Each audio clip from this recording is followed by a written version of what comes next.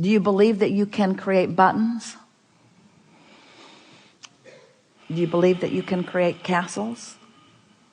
Do you believe that you can create buttons? Do you believe that buttons are important to create? Does everything have to be bouncing off the wall enthusiasm? Is there power in satisfaction? Do you like molding the clay of your mind deliberately? Do you think that you need to think more or rest more? Do you think that you need to try harder or try less? Do you associate trying with action or thinking? Do you need to try to think better thoughts? It was a trap. Do you need to try to think better thoughts? Or do you need to relax into better thoughts? Will the better thought come in the relaxation? Is a better thought already there? Is a better thought a manifestation that will flow into your grid if you will allow it? So, do you think that you get more done with your long list of things you need to do? Or do you get more done by allowing yourself more leeway? If we were standing in your physical shoes, we would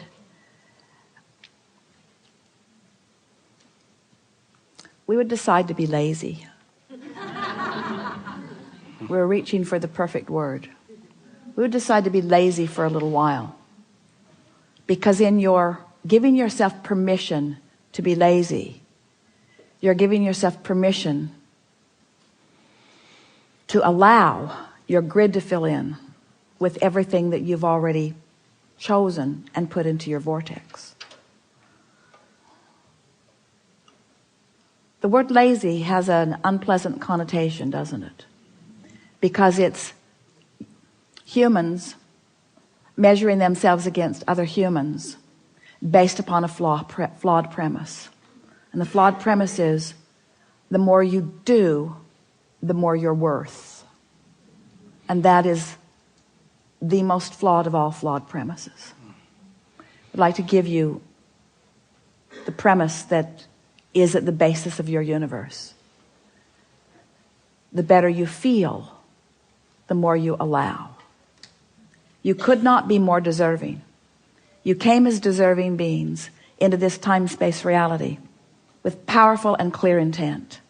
You've been mixing it up with others and defining what's important, not only to you personally, but important to you on behalf of others.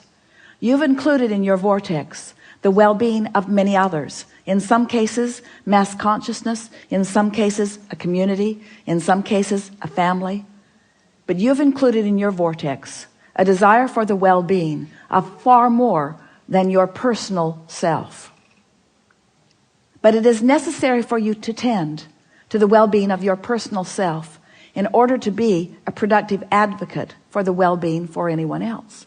In other words, you cannot give, or you cannot extend, or you cannot punctuate, or you cannot accentuate, you cannot assist anything that you are not already feeling. Which means, if you are wanting in an altruistic way to be of advantage to everyone you know, you first have got to find a way to be of advantage to yourself. Which means you want to carve out more time to be nicer to yourself. More private time. More time under the bridge. More time where others are not telling you what to do. More time when you are satisfying your own personal intention for things. If we were standing in your physical shoes and someone were to ask you to do something, we would stop in the middle of the request and we would evaluate it completely. And we would say to them, I sincerely desire to accomplish this request that you are offering. And it is my expectation that I will be able to do that since I am in this relationship with you and you are requesting it of me, employer or mate or parent or child or whoever it is. It is my expectation that I will be able to accomplish this. I just have to insert one thing in the foreground of this request. I will accomplish it for you as long as I can first accomplish ease for myself in the process. Really want you to ponder that a little bit. Esther, on one of the earlier cruises, made sure that everyone received an easy button from Staples. Everyone got one. And Esther found a box of them in the attic the other day, and she spread them all around her house because she wants to amplify the ease of things, not the hardness. She wants to no longer justify the well-being that flows to her by pointing out how hard she's working in relationship to others. She wants to emphasize the well-being that's flowing to her by remembering the vibrational alignment that she is achieving. If we were standing in your physical shoes, we would do these things every day, and then anything else that you have time for. We would meditate for 15 minutes every day, which means we would quiet our mind with the simple intention of allowing our cork to float. We would go outside no matter what the weather, and we'd move around in it in appreciation of this planet. We would look up and around, and we would find things to acknowledge, and we would talk about them right out loud. Esther walks through her gardens and says to everything, "You are my favorite. You are my favorite. You are my favorite. You are my favorite. You are my favorite stone on the pathway. You are my favorite bird in the tree. You are my favorite flower in bloom. You are my favorite flower not in bloom. You are my favorite tree. You are my favorite bush. You are my favorite frog. You are my favorite frog. You kept me awake all night, but you are still my favorite frog." In other words, so first thing, meditate. Second thing, spend more time outside. Third thing, we would buy a notebook. We would call it My Book of Positive Aspects.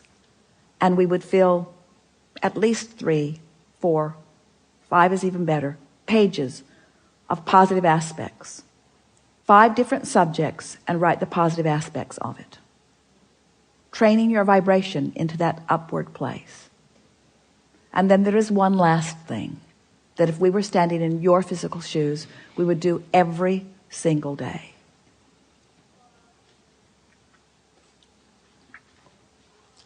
We would look upward and outward. It's best if you do it outside or standing at a window. And we would acknowledge that there are universal forces that are focused right at you. We would acknowledge by calling it by name, if you have a name that you like. And we would say, "I acknowledge that I am the object of your positive attention, and I'm appreciating your continual gaze on behalf of my well-being. And today, no matter where I am, no matter where I am going, no matter what I am doing, and no matter who I am doing it with, I will be in conscious awareness that you too are there with me, appreciating me, supporting me, assisting me, acknowledging me, inspiring me, guiding me, having fun with me, acknowledging me, supporting me, assisting me, inspiring me, helping me, guiding me, aware of me, loving me, showing me, inspiring me, guiding me, helping me, uplifting me, showing me." Get into an endless loop of that acknowledgement and watch what begins to happen in your life as soon as this day. Your vortex is filled to the brim with specific requests that you have put there and that you are deserving of the realization of. And it's time for those realizations to be flooding into your experience at a rate that will astonish those who surround you. It's time for you to remember what you've put there. and to bring it forward active into your today experience. We've been talking to you all day from our appreciation of who you are. But even as we express it from our powerful point of knowing, we know that you don't yet know who you are. You don't, for the most part, understand the important role you play in the expansion of all that is. We stand as the beneficiaries of all of the vortices that you have accomplished, and we revel in them. But it is our powerful desire that you now, here in your physical bodies, allow yourselves to be the recipients of the physical manifestation of those things that you have put there. Because that was the plan.